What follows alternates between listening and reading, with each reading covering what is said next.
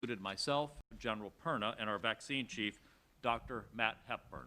This was a technical level briefing with governors. This, of course, is in addition to the almost weekly briefings that the Vice President chairs with our governors, where Operation Warp Speed and vaccine and therapeutic distribution have been a regular topic of discussion. The past several days have seen a continuing torrent of good news around COVID-19 vaccines. On Friday, Pfizer submitted data for an emergency use authorization by the FDA, which means that we could begin distributing millions of authorized vaccines in just a few weeks. Then, yesterday morning, AstraZeneca announced promising data from its trials in the UK and Brazil. Through Operation Warp Speed, we have purchase agreements for up to 300 million doses of the AstraZeneca vaccine for the American people. As all of these pieces come together, we want to try to give Americans the best sense of when our most vulnerable will start receiving vaccines. As many of you know, the FDA has said it will consult with its independent Vaccine Advisory Board before making a decision on emergency use authorization for a COVID-19 vaccine. And they have now scheduled a meeting for December 10th. If all goes well, we could be distributing vaccine soon after December 10th. As General Perna has shared, we believe we can distribute vaccine to all 64 jurisdictions within 24 hours of FDA authorization. Then, we hope administration can begin as soon as the product arrives. One of the private sector partners we've enlisted, CVS Health, has said that they expect to be vaccinating residents of nursing homes, one of the top priority groups, within 48 hours after FDA authorization. To ensure all of this can happen on such incredibly tight timeframes, OWS and our partners have been running not only tabletop exercises, but actual field exercises for the shipment procedures. This week, for instance, we will be making test shipments with the ordering system that states will use, that is, performing shipments that don't contain actual product in order to ensure that all goes smoothly. These are the kinds of procedures you put in place to ensure a seamless logistical operation. And we're so grateful for the expertise that the U.S. military and our private partners have brought to this task. While much of our briefing today is focused on vaccines, I want to note that Operation Warp Speed continues to charge ahead on therapeutics, and our therapeutic options continue to expand. We have already distributed more than 120,000 courses of Eli Lilly's monoclonal antibody treatment through state health departments to more than 2,400 treatment sites across America. We've allocated another 50,000 courses, which will ship this week. Then, following FDA's authorization of Regeneron's antibody cocktail this past weekend, we began distribution of the first 35,000 doses of that product today. This means we have 2 new options for Americans who aren't hospitalized with COVID-19 but are at risk of progressing to severe disease. I encourage everyone to spread the word. If you test positive for COVID-19 and are over 65 or have underlying conditions that put you at high risk for severe disease, you may have access to a treatment that can help you, and you should get in touch with your healthcare provider or state health department. Toward the end of last week, FDA also granted an emergency use authorization for the use of baricitinib, an anti-inflammatory drug, in conjunction with remdesivir for hospitalized patients.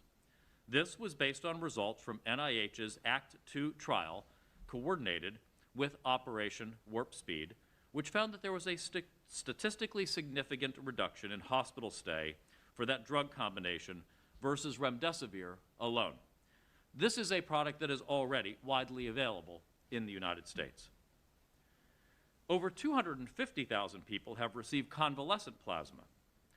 It's critical that we keep our supplies up to meet demand. Please ask your viewers, readers, and listeners, if they are within 3 months of recovery from COVID-19, please consider giving the gift of life this holiday season. Go to coronavirus.gov, thefightisinuS.org, contact your local American Red Cross or your local American Blood Center to be a donor. All of this good news should encourage all of us to continue keeping ourselves our families, and our communities safe. Remember the 3 W's. Wash your hands, watch your distance, wear your face coverings when you can't watch your distance, and avoid settings where you can't do those things. With Thanksgiving this week, I encourage Americans to consult CDC's recommendations and guidelines to understand the risks around gatherings and how you can reduce those risks. I know that the possibility of not being able to see family and friends over the holiday is heartbreaking for all of us. But because of the President's support of Operation Warp Speed, because of the incredible work of the U.S. military, public servants at every level of government, and the brilliance of American scientists, we have an end in sight, and we have much happier holidays in the near future. The American people can be confident that hope and help are on the way. With that, I'll hand things over to Dr. Moncef Slaoui to discuss updates on vaccine development. Dr. Slaoui? Thank you, Mr. Secretary. Maybe just a few words very quickly. We'll then answer your questions after also General Perna gives you an update. A few words about the AstraZeneca phase 3 trial. These have been very interesting and encouraging data. The fact that one part of the trial has demonstrated 90% efficacy further reinforces the observations with Pfizer and Moderna vaccines that this virus can be very, very strongly protected against, and I think that's very important for everybody to understand, and hopefully will help the majority of the US population to stay with an open mind in terms of accepting to be vaccinated, stay to listen to all the data that will be shared transparently through the FDA reviews with its advisory committee of the Pfizer vaccine, as Mr. Secretary said, on December 10th, and of the Moderna vaccine more or less a week later. And hopefully these vaccines will become available. The AstraZeneca phase 3 trial had also more intriguing data in that a certain particular schedule of immunization in terms of dosage has yielded an efficacy that was somewhat less, 62%, and when the two combined together, an average of about 70% protection has been achieved. These observations and data were generated from clinical trials run in the UK and in Brazil. We have a phase 3 trial running here in the US. It has already recruited more than 11,000 subjects into it. Unfortunately, the pandemic in the US is progressing so fast that it is very likely that this trial, not long from now, may have enough evidence generated within it to assess the efficacy of the vaccines as administered here. We are, of course, also reviewing in depth with the AstraZeneca and Oxford teams all the specifics of the data generated to understand what difference there is between the schedule that gives a 62% efficacy and one that gives 90% efficacy.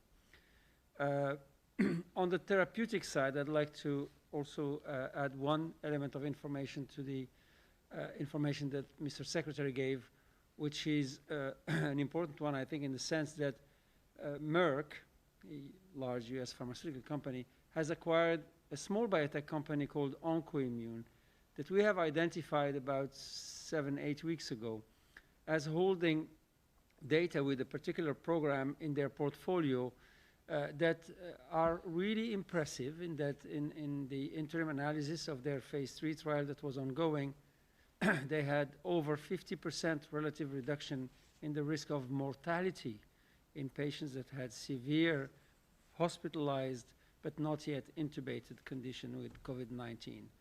This acquisition is something that we have participated to make happen in connecting the company, the small company that has 10 people working in it with Merck, as a mean to help accelerate the development of this therapeutic, important therapeutic for US patients.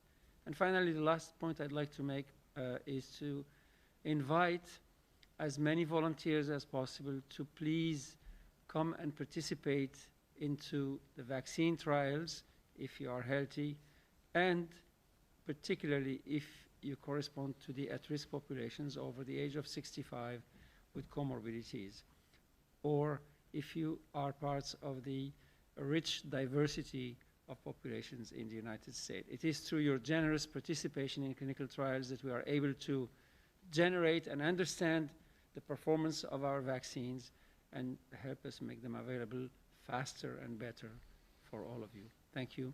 I'll pass on now to General Perna for a brief update. Thanks, Dr. Slawi, and of course, Mr. Secretary, thanks for the opportunity to be a part of this. So, good morning, everybody. Want to say thanks for participation. As both my Secretary and Dr. Slawi said, it's really just important that we're able to get the message out on a routine basis. So, thank you for that. Last week, I talked about our distribution and our method. Just as a recap, we chose a whole of America approach in distribution for two reasons. One, we wanted the experts who know how to do this to help us plan and be a part of it to ensure that we had the right capability and capacity. So from Pfizer, Moderna, McKesson Trucking, through FedEx, UPS, down to the pharmacies such as CVS and Walgreens, and many others. The intent was to integrate, synchronize, and capitalize on known professionals who know how to execute this. Our cornerstone is the CDC.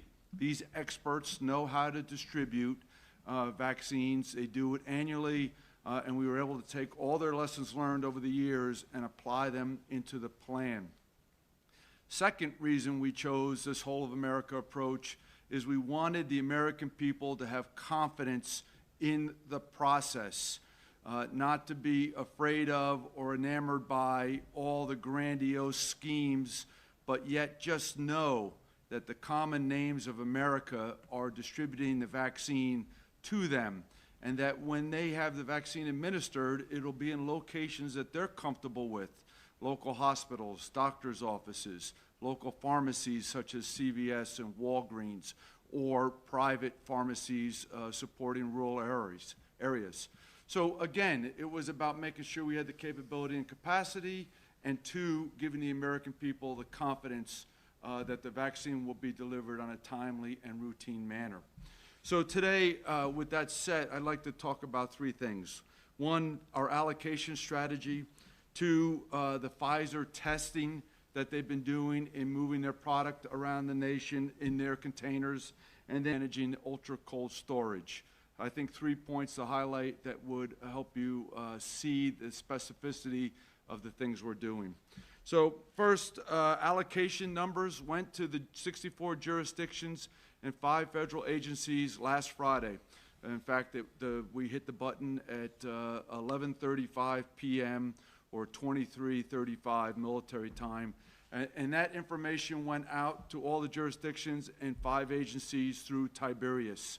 Each received their allocation of the vaccine so that they can plan and figure out where they want the vaccine to be distributed to.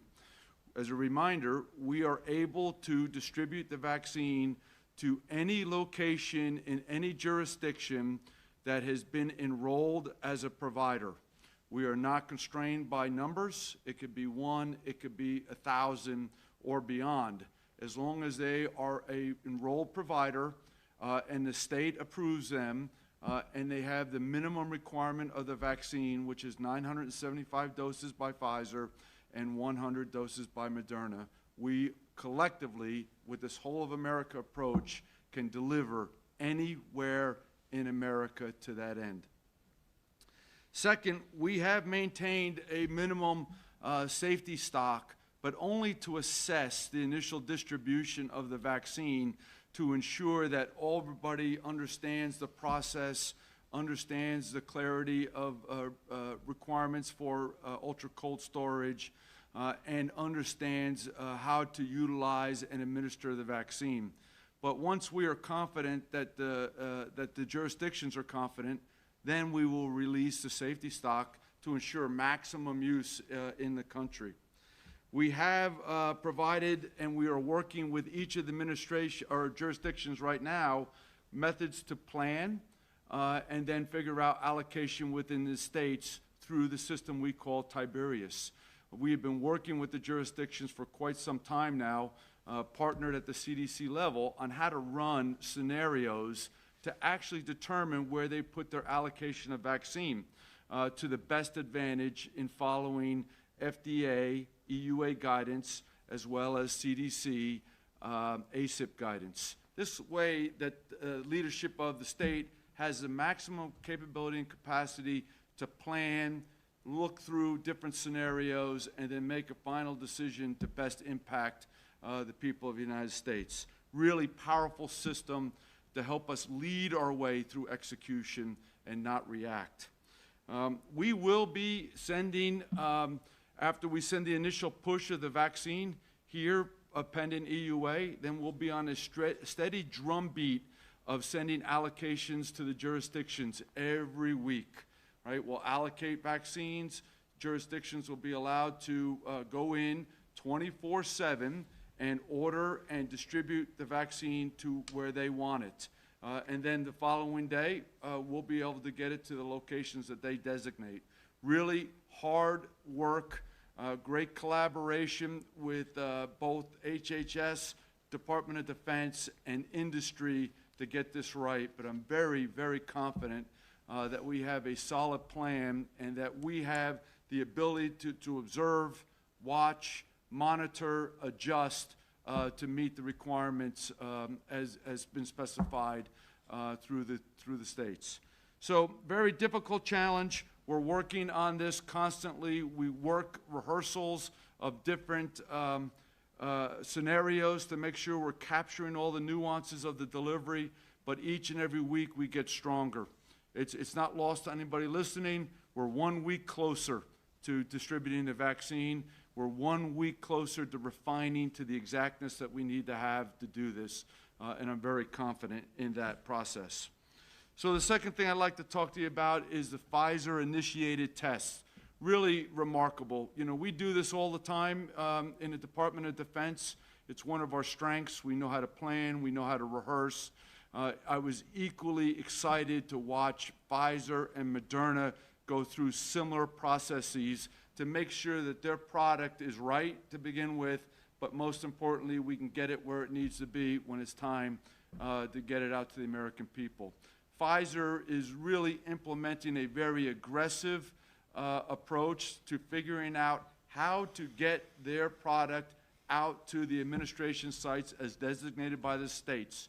They're running dry rehearsals, as we like to call it in DOD. This way, they run through the actual process of registering product through a jurisdiction. Then they deliver the product. Then they walk the administration sites through the actual opening and how do they manage the product out of the container. Really powerful to watch and see people learning. Pfizer is capturing lessons learned, and they're putting it in training product fact sheets, as well as creating YouTube-like videos for everybody to observe and monitor. We started small at 4 locations. We recently expanded to 10 locations. We are going to go to the remaining 54 locations to ensure that everybody has an understanding of this. What we have found in general is initial hesitation once the product is received, but as Pfizer has walked the administration sites through the execution, we see growing confidence in everybody that's using it. And that has been the story throughout every rehearsal so far. Again, we have to walk through everybody to make sure everybody's confident in it, but I personally have gone through the process. I've actually put my hands in the box, I've pulled trays out, I've watched and I've timed myself in execution. It is a very, very doable process. Our professionals, both medical, at the medical level and then at the pharmacy level, are very well versed on how to do this. It is not the first time, and I feel the confidence in the reinforcement through our rehearsals, our training products, and then actual execution will create a steady level of confidence for the final full and complete administration of the vaccine. So well done by Pfizer and Moderna getting ready to do similar acts accordingly. So last but not least, it is about the ultra-cold storage of the vaccine. We've all heard Pfizer vaccine has a requirement of minus 80 degrees, right, at ultra-cold storage. This freezer is important, but not to a limiting end. In other words, Pfizer has created a container which is augmented with dry ice that maintains the vaccine at the appropriate level. In doing so, they've enabled the extension of vaccine storage at the to maintain the right stability for up to 20 days. Really a tremendous effort, as I just described in the training that they're doing, to ensure that the vaccine is available and stable and appropriate for administration. And we feel confident that if states plan to the right dosage at the right locations, that the drumbeat, the cadence, the administration of vaccine to the minimum amount, which is 975 doses, is very doable within the 20 days. Clearly, we have to have a plan. Clearly, we have to hold ourselves accountable to administering that, but it is a plan that can be done, and we feel confident in talking with the jurisdictions that they've worked through these details to ensure that the vaccine is used appropriately and without any waste, which is the biggest important factor for us. So, a challenge, yes, but it should not hold us back from administering a very good vaccine to the American people. Moderna is a different case. They're at minus 20 degrees. Minus 20 degrees is equivalent to a normal kitchen refrigerator freezer, or a freezer that is most commonly found in most pharmacies, etc. It has greater stability in that it can go into the refrigeration for up to 30 days. Yes, so it becomes a vaccine that its administration becomes easier to do, and it will enable us to get to many places throughout the country, as we've talked about before, from inner city out to rural America. It produces an advantage to that end. But I will tell you that I believe the jurisdictions are ready. They've been well informed on the information of both vaccines, both requirements for cold chain storage. They have added capability and capacity as required. They have trained people to administer it. They have contacted pharmacies for support like Walgreens and CVS to help them. And we are well on our way to successfully administering both vaccines to the American people in the near future. So, Mr. Secretary, that concludes my comments. Thank you, General. And at this point, we'll take questions from the media.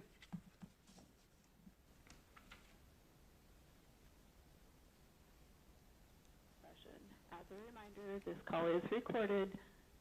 If you would like to ask a question, please press *1 from your phone, unmute your line, and speak your name clearly when prompted. Your name is needed to introduce the question. Please limit to one question so we can try to address all questions today. If you would like to withdraw your question, please press *2. Again, if you would like to ask a question, please press *1. One moment, please, as we wait for any questions. Our first question will come from Helen Branswell. Helen, your line is open. Thanks very much.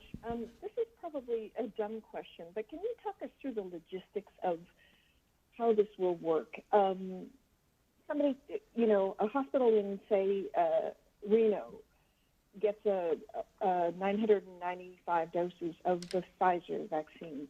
Are they meant to then try to vaccinate 995 healthcare workers as quickly as they can, or are they supposed to reserve half of that tranche so that they can give that group of people their second vaccine later? If not, how can they be assured that they're going to be in the right place in the line to get the second dose when those people need their second dose? Okay, so what we're working with is the states have really worked their micro plans on the final distribution, and that's what they're actually putting into place over the next 2 weeks in preparation for EUA.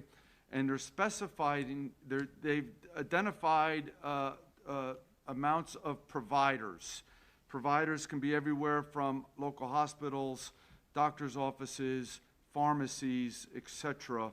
As long as they're enrolled, we can distribute to them. In their plans and with their identified priorities, they will specify how they want to administer the vaccine. So in your example, let's say one tray from Pfizer vaccine goes to a hospital. It has 975 doses in the tray. Vials can be taken out of the tray, right, every single day and brought down to room temperature for administered. It's not a requirement to do all 975 in one day or 1 week. They have, as I talked about, up to 20 days to really administer those 975 doses to ensure that they can get the right people in the right places at the right time. Currently, right now, our plan is to initially distribute the first dose vaccines to the states, and then on a second delivery at 21 days for Pfizer and 28 days for Moderna, the states will receive the vaccine for the second dose. There is methods from very simple, here's your card, come back on this day for your second dose, to very elaborate automated plans at both the state and national level to ensure reminders are sent and the vaccine is available for the persons. We are continually to assess the manufacturing of the vaccine, and we think that once we have a really steady, confident cadence in manufacturing in the very near future, there's potential to just vaccinate at maximum allocation because we have confidence that the second dose will be available accordingly. We're just starting this way initially to ensure that everybody understands the process and we can be accounted for. Thank you. Next question, please.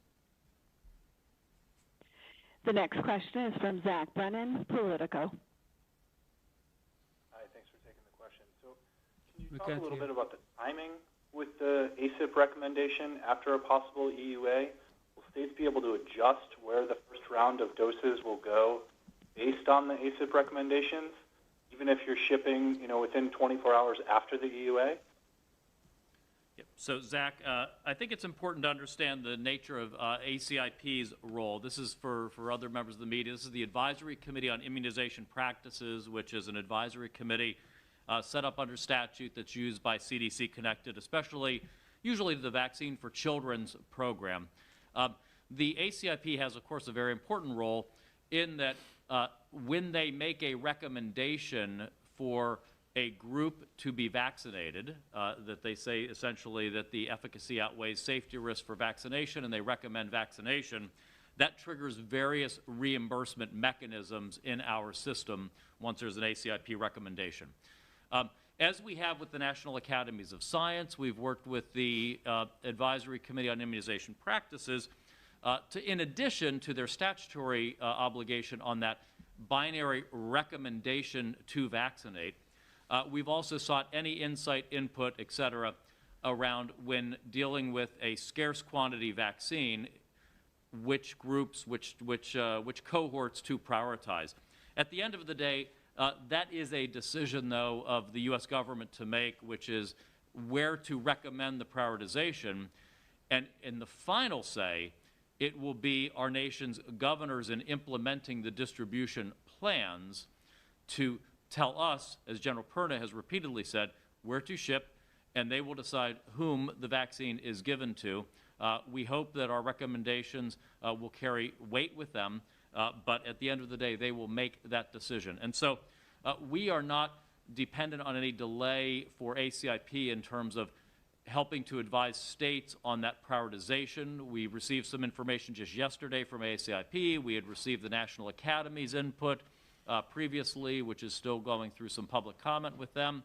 But we will work, we are working expeditiously to formulate our recommended prioritization for vaccine distribution based on where we can secure the maximum effect under whatever the current epidemiological circumstances are in the United States at that time. Thank you. Next question, please. The next question is from John Cone. John, your line is open. Thanks so much. The company has been less than transparent about how the half dose occurred, and I'm wondering whether they explained to you what happened, and also whether you have plans to switch to half dose as the prime for the AstraZeneca Oxford trial. Yes, so we have been made aware of the what's called now the half dose at the time it has happened. This was a change in the way the quantity of vaccine, the amount of vaccine put in a vial was tested. And when they realized that there was an error or a change in the approach, in the technique used, they corrected it. And in the meantime, about 3,000 subjects were recruited, half of them in the placebo and half of them in the vaccine group. And that's the cohort that has shown 90% efficacy. That's, I would say, the fact in terms of what has been inputted into the vaccinees. What we are now looking to analyze is what immune response has been induced in those who have received the half dose and the full dose versus those that have received twice the full dose, and understand whether there are differences in the immune response induced. You should also know that there are also differences in the age brackets present in the cohorts, in that the first cohort that received the half dose and full dose, followed by a full dose, had a cap on the age at the age of 55, when there are older people included in the study that received full dose and full dose. So there are a number of variables that we need to understand, and what has been the role of each one of them in achieving the difference in efficacy. Once we understand, then we'll make a decision as to whether to, for instance, modify in part the ongoing phase 3 trial here and introduce, for instance, a half dose and full dose, or any otherwise. But we want it to be based on data and science, because we understand the input, but we don't understand the consequences of the input. I should just say for completeness scientifically that the 90% efficacy group and the 62% efficacy group are overlapping statistically, so it is still possible that that difference is a random difference. It's unlikely, but it's still possible that it's a random difference. So we need to understand what's behind it scientifically. Thank you. Next question. The next question is from Carl O'Donnell. Carl, your line is open. Hi, this is Carl O'Donnell from Reuters. You mentioned that you had given some guidance to the states in terms of the general size of the initial allocation of vaccine that they're going to get to help them prepare. Do you have a national figure at this point for the amount of vaccine that'll be distributed overall to the different states and jurisdictions? And what is that figure, and are you confident that we'll still get to the 40 million figure overall by the end of the year? So yes, I do feel confident that we're going to get to as close as we can to 40 million at the end of the year. I mean, snap the chalk line, what exactly comes off, we'll know at the end. But I do feel confident, and we've planned scenarios to that end, and we've worked with the jurisdictions for the total amount through December. The initial amount, as we were speculating on when EUA would come out, because we're not involved in that process, literally on the whiteboard, we're trying to figure out when that decision might be made. I finally made the decision Friday night, late Friday night, to snap the chalk line so states could prioritize based on amount. That amount that we allocated to the country was 6.4 million doses of vaccine. And then what will happen if there's more available after the initial push, then it will go out in the following weekly cadences of distribution accordingly.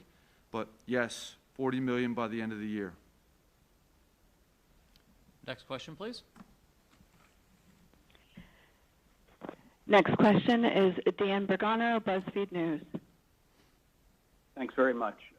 I'm wondering if you have any concern that the general population will be disappointed when they figure out the prioritization is going on, that it's going to healthcare workers and nursing homes, that sort of thing, and not to sort of the general public until it sounds like months from now, months have been discussed, like April to June, thereabouts. If you had any guidance on that as well, that would be great. Thanks very much. Well, Dan, we've been very transparent throughout for the American people and for you all about the timelines as we best understand them at each step of the way and potential prioritized groups. Of course, we have not announced recommended prioritization. We've talked about some core groups that make some fairly obvious sense, especially in light of the National Academy's input and the Advisory Committee on Immunization Practices focus. Those, of course, are those in nursing homes, as you mentioned, our most vulnerable citizens, our healthcare workers who are on the front lines, our first responders. Those are some of the broad groups we've talked about. And we've focused and we've said that we expect by the end of December to have enough vaccine to vaccinate those who are most vulnerable, just by way of sizing and scaling. That by the end of January, we think we would have enough to vaccinate our senior citizens as well as our healthcare workers and first responders. And then, as the General has talked about, progressively, week after week, just more vaccine keeps coming off of the production, gets quality controlled and released into the system, additional prioritized groups, or eventually just general vaccination availability, to the point that in the second quarter of next year, we believe we'd have enough vaccine from all sources to be able to make that so that anyone who wanted to get a vaccine in the United States would be able to get that. But that's a progression, a constant progression. And so we've been very clear for months, really, about that sequence. And that's the best we can do, is just to use forums like these and others to educate in that regard. We have time for 3 more questions.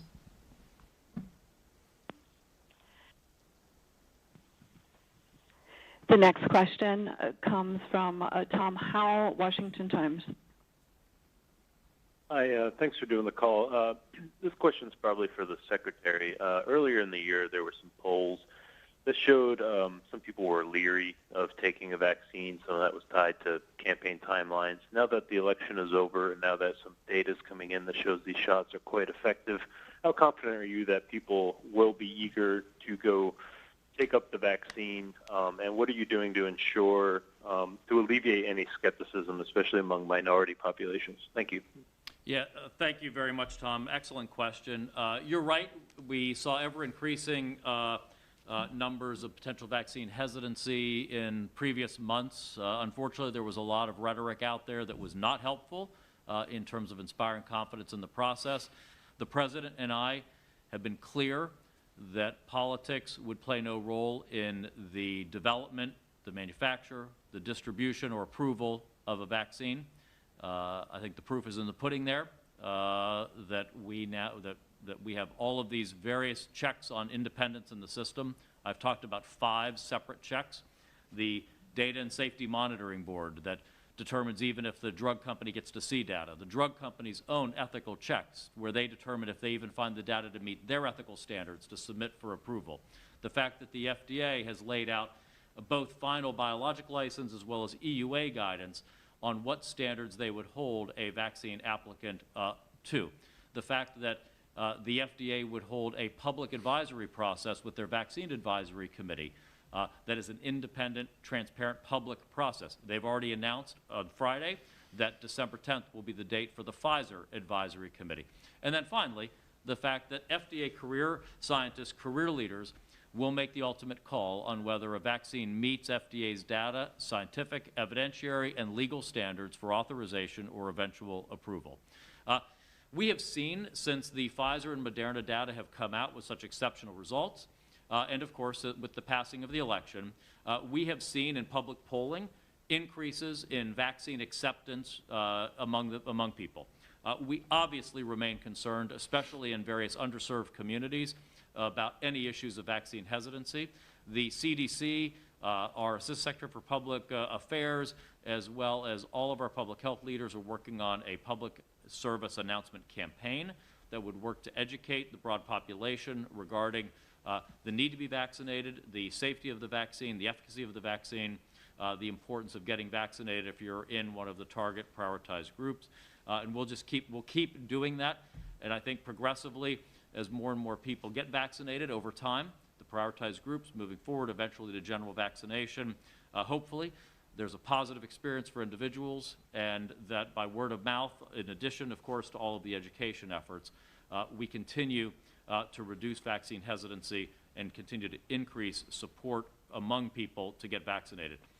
I've told you, I certainly will have complete confidence in the process, and I will get myself vaccinated as soon as I will be allowed to be vaccinated to demonstrate to the American people my complete confidence in the independence and integrity of the process and the quality of any vaccine that I would make available to the American people. Next question. The next question is from Andrew Dunn, Business Insider. Andrew, you may begin. Thank you. I was wondering, what do you see as to put it simply, the ultimate responsibility of states in the distribution process?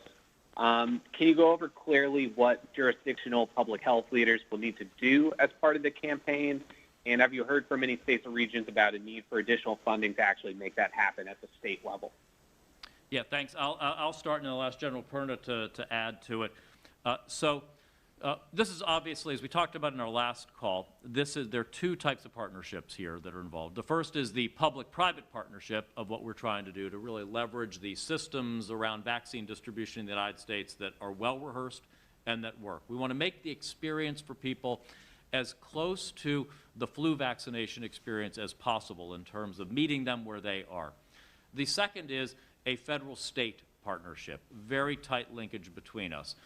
We have gotten the vaccine. We are paying for the vaccine. We are paying for the distribution of the vaccine. We have secured the kits that go with vaccination. That's the needles, the syringes, the diluent, the last-mile dry ice, et cetera, to marry that up with the vaccine. We have the data systems for distributing the vaccine as well as for accounting for the immunization of individuals, the tracking of individuals to ensure they get a second dose of the same vaccine. What is the role of the states? Of course, the governors will determine distribution within their states, prioritization within their states, where to ship to. As the general has said, we can ship to one site or 1,000 sites in a state, depending on the governor, as long as they're enrolled in the system, and the governor tells us what he or she would like us to do.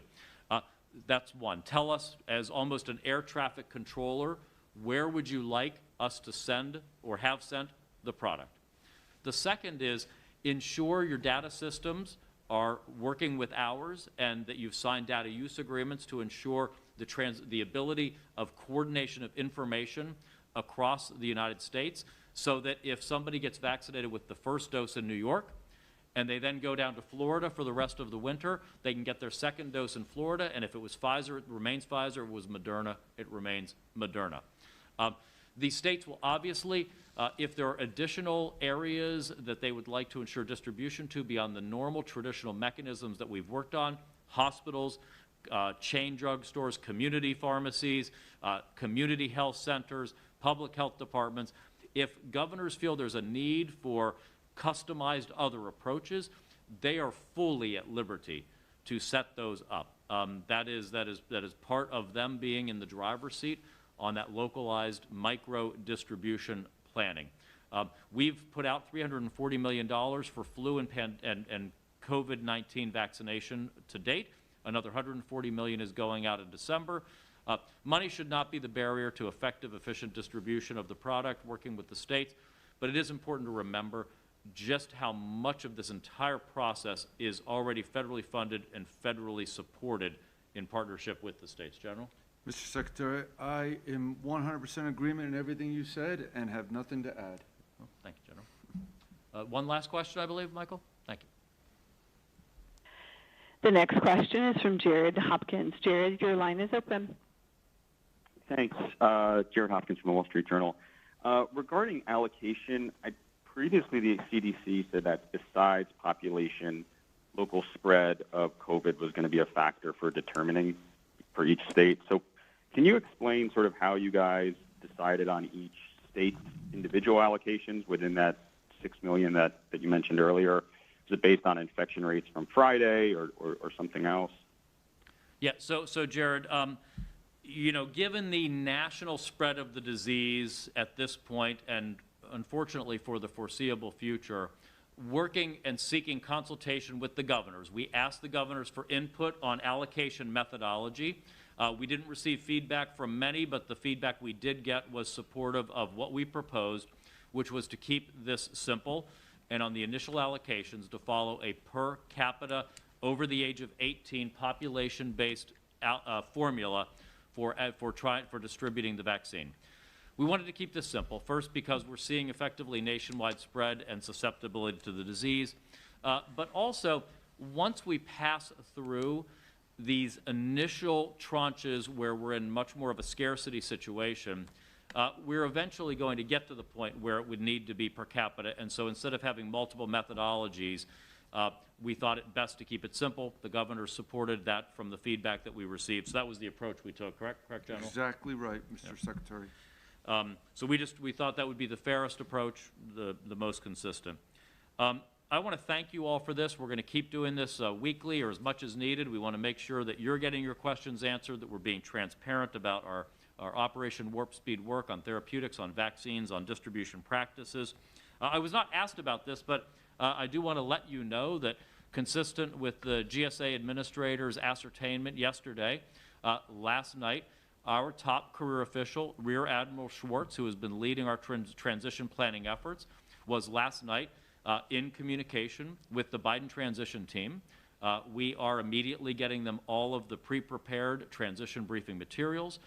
We will ensure coordinated briefings with them to ensure they're getting whatever information that they feel they need that's consistent with statute and past practice.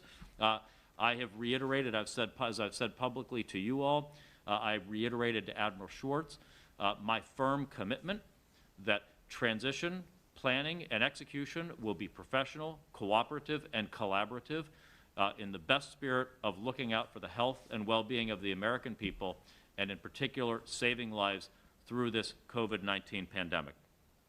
I want to say, again, just thanks to the support, unwavering and constant and personal support that this team has had from President Trump from the beginning to create Operation Warp Speed, to give us the full funding of resources and the independence to act with speed and agility.